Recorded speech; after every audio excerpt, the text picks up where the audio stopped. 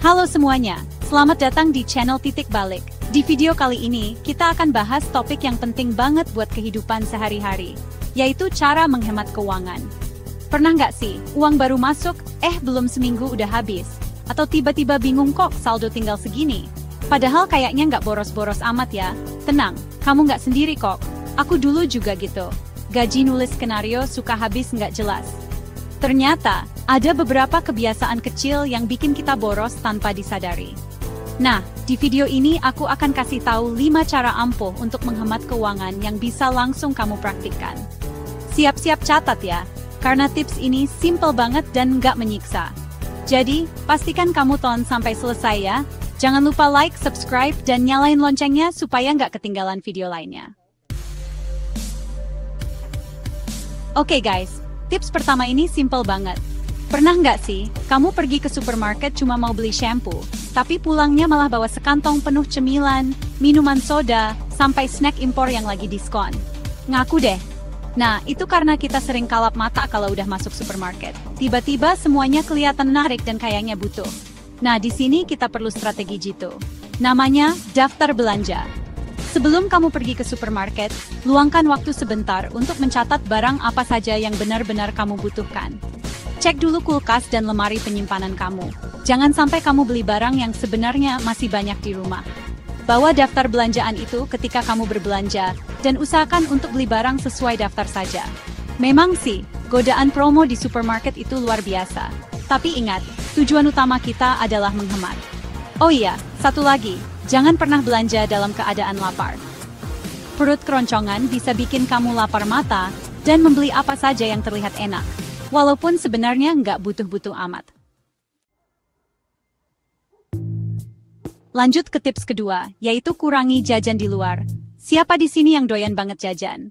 Ngaku deh, aku dulu juga gitu. Hampir setiap hari pasti beli kopi susu kekinian yang harganya lumayan menguras kantong. Coba deh kita hitung-hitung. Misalnya, segelas kopi susu favoritmu itu harganya Rp30.000.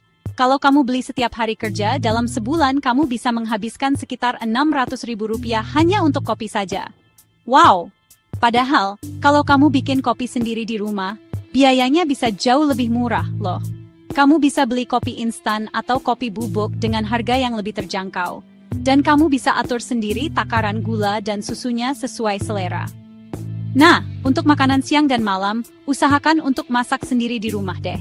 Selain lebih hemat, masak sendiri juga lebih sehat karena kamu bisa mengatur bahan-bahannya dan memastikan kebersihannya. Kalau kamu merasa nggak punya waktu untuk masak setiap hari, kamu bisa coba meal prep, yaitu memasak dalam porsi besar untuk beberapa hari. Misalnya, kamu bisa masak rendang di akhir pekan, lalu simpan di kulkas dan hangatkan setiap kali mau makan. Praktis kan? Ketiga, siapa di sini yang hobi banget belanja pas ada diskon? Hati-hati guys, diskon itu memang menggiurkan, tapi seringkali bikin kita kalap dan membeli barang-barang yang sebenarnya nggak kita butuhkan. Aku sendiri pernah ngalamin kejadian lucu gara-gara tergoda diskon. Waktu itu, aku lagi iseng-iseng buka e-commerce favorit, tiba-tiba ada notifikasi flash sale diskon sampai 70% untuk peralatan memancing.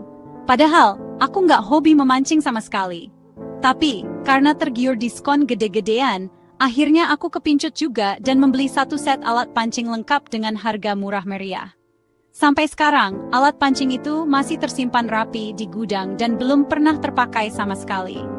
Nah, supaya kamu nggak bernasib sama kayak aku, ada baiknya kamu tanyakan beberapa pertanyaan ini ke diri sendiri sebelum membeli barang diskon. Apakah aku benar-benar membutuhkan barang ini? Apakah barang ini akan berguna untukku dalam jangka panjang? Apakah aku memiliki tempat untuk menyimpan barang ini? Kalau jawaban dari semua pertanyaan itu adalah ya, berarti kamu memang membutuhkan barang tersebut dan boleh membelinya. Tapi, kalau ada satu saja jawaban tidak, lebih baik kamu urungkan niatmu dan simpan uangmu untuk keperluan yang lebih penting. Oke guys, tips keempat ini khusus buat kamu yang tinggal di kota besar dengan lalu lintas padat dan biaya transportasi yang semakin meroket. Percaya deh, biaya transportasi itu bisa jadi salah satu pengeluaran terbesar kita loh. Bayangkan, kalau kamu setiap hari bekerja menggunakan kendaraan pribadi dengan jarak tempuh yang cukup jauh, kamu harus memikirkan biaya bensin, tol, parkir, belum lagi biaya perawatan kendaraan yang nggak murah. Nah, mulai sekarang, cobalah untuk lebih cermat dalam memilih mode transportasi. Kalau kantor atau tempat aktivitasmu terjangkau dengan transportasi umum, kenapa nggak coba naik KRL, MRT, atau Transjakarta? Selain lebih hemat, naik transportasi umum juga bisa membantu mengurangi kemacetan, loh. Atau, kamu bisa mencoba alternatif lain seperti carpooling dengan teman kantor yang tinggal di daerah yang sama. Selain lebih hemat, carpooling juga bisa jadi ajang untuk berbagi cerita dan memperkuat solidaritas antar teman lo. Dan kalau jarak tempuhmu tergolong dekat, kenapa nggak coba untuk berjalan kaki atau bersepeda?